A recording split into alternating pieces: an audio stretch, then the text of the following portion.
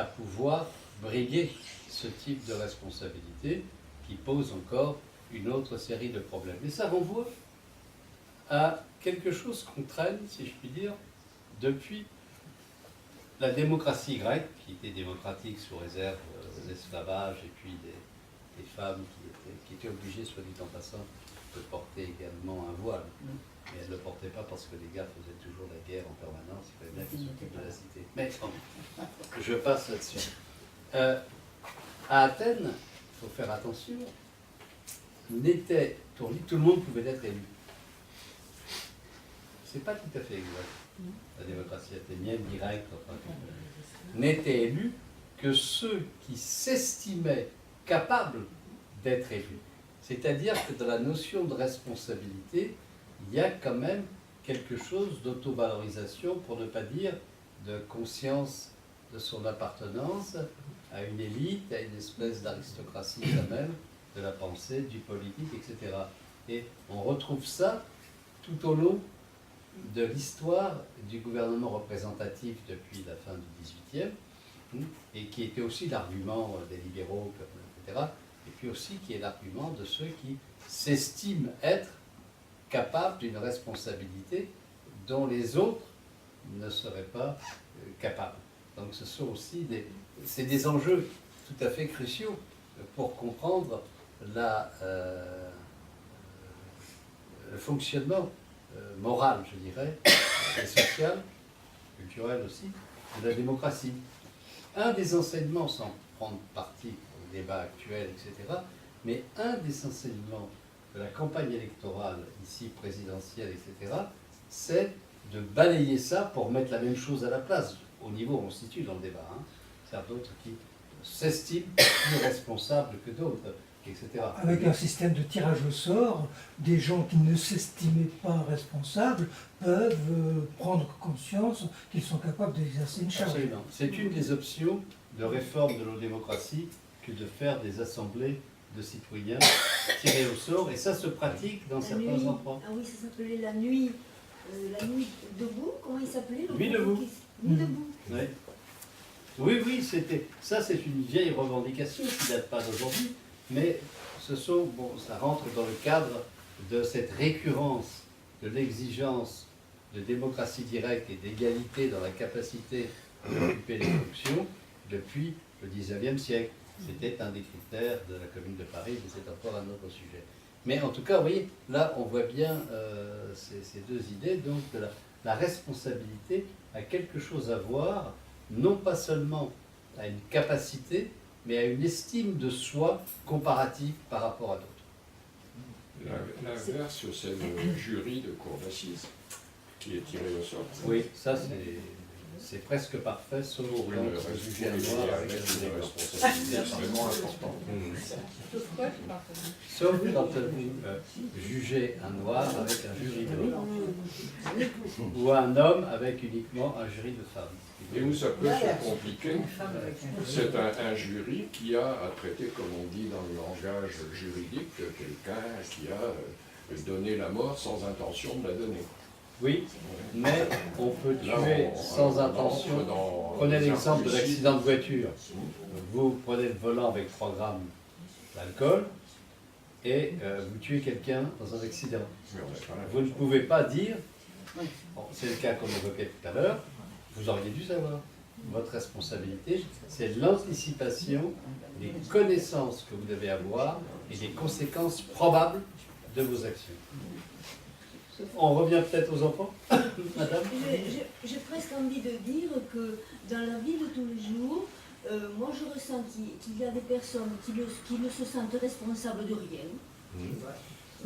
Qui pensent beaucoup au hasard ou à la génétique par exemple. Et puis des personnes qui se sentent responsables de tout. Et qui aussi se cassent les dents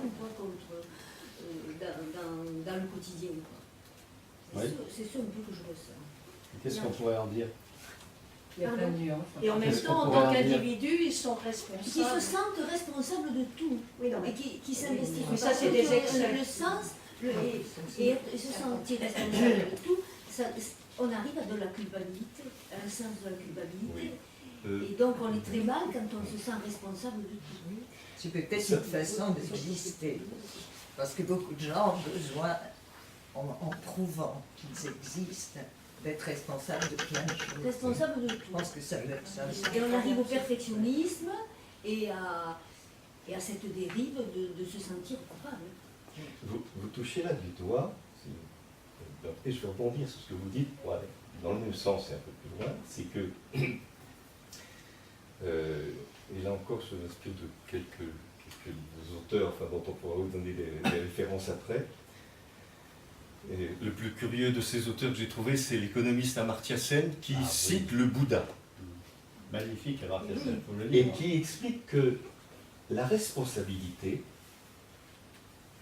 pas celle dont on parlait dans la reconnaissance de qui on est, dans le passé de ses actes, mais la responsabilité au sens où vous l'évoquez, est une relation asymétrique. La responsabilité n'est pas une relation égalitaire entre, quand on parle de relation entre des personnes, par exemple, ce qui recoupe aussi la question de l'enfant. C'est une relation asymétrique. Et celui qui est responsable, celui qui prend la responsabilité, c'est ce que disent des gens comme Ricoeur ou comme Jonas, c'est quelqu'un qui prend conscience d'une puissance potentielle qu'il a, ou d'une position en surplomb potentielle qu'il a, ou d'un pouvoir qu'il a, vis-à-vis de quelqu'un qui ne l'a pas ou qui ne l'a pas autant. Ou qu'il croit avoir. Oui, et donc, aux limites de cela, et on retrouve, c'est souvent ce qu'on fait quand on prend une notion, on voit bien qu'elle est souvent sur une ligne de crête où on peut basculer, la générosité, on avait vu aussi des choses comme ça. C'est qu'il y a effectivement ce qu'on pourrait appeler une dérive de la responsabilité, qui est tout simplement d'utiliser cette relation asymétrique comme une relation de pouvoir pure et simple. C'est une manière, comme vous disiez, d'exister, de se poser en surplomb et en pouvoir. Mais on peut aussi s'y perdre. Comment? Mais on peut aussi s'y perdre. Et bien entendu, si oui aussi, mais voilà. Et inversement, on se parle aussi de ce qui est le refus de la responsabilité ou de l'irresponsabilité. Oui. Mais comment dire, oui, cette relation-là asymétrique la met sur une ligne de crête dans à peu près tous les domaines où on la voit, et elle ne se résout jamais complètement. Je ne manquerai pas de citer un petit truc dans Jonas, qui a une culture judaïque extrêmement C'est pas la baleine, hein, c'est importante. C'est Hans Jonas, qui a écrit un livre fameux, Le principe responsabilité, contre l'utopie. qu'il opposait aux utopies, qu'il appelait les utopies du capitalisme et du marxisme. Et contre le principe espérance, contre l'idée qu'il y a du progrès.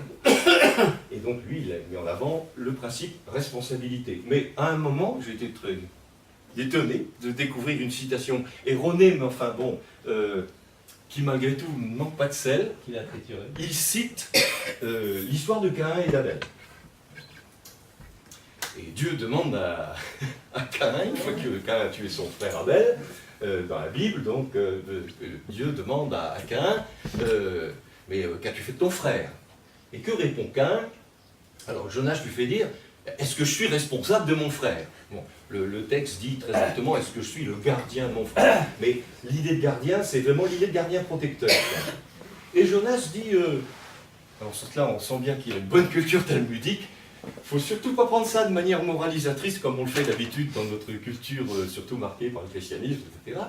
C'est que la réflexion de Caïn est pleine de bon sens.